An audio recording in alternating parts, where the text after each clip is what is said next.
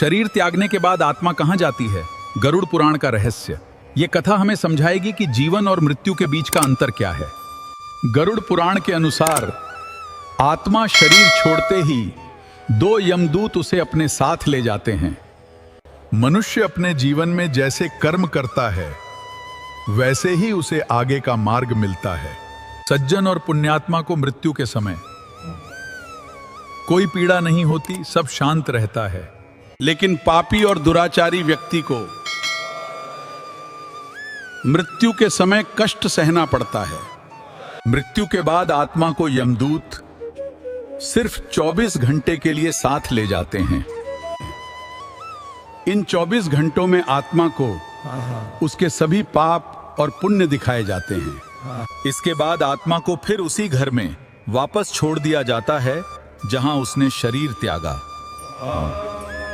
वो 13 दिनों तक वहीं रहती है और अपने उत्तर कर्मों को देखती रहती है। 13 दिन पूरे होने के बाद आत्मा फिर यमलोक की यात्रा पर निकलती है। आत्मा की इस यात्रा में उसे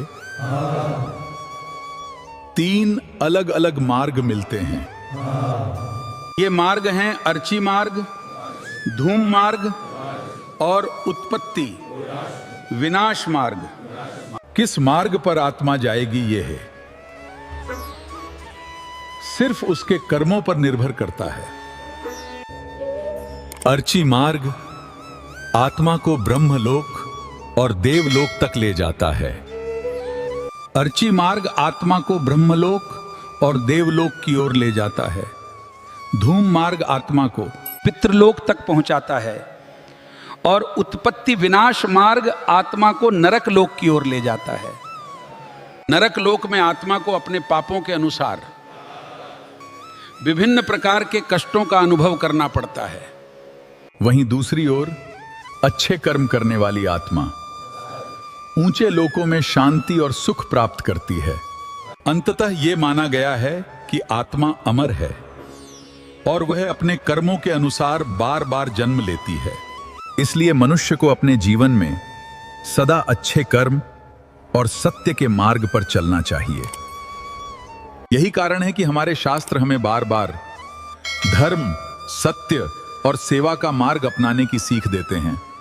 जो व्यक्ति जीवन में दूसरों की मदद करता है उसकी आत्मा को आगे की यात्रा में सहजता मिलती है, और जो केवल स्वार्थ में डूबा रहता है उसे अपनी ही गलतियों का फल भुगतना पड़ता है।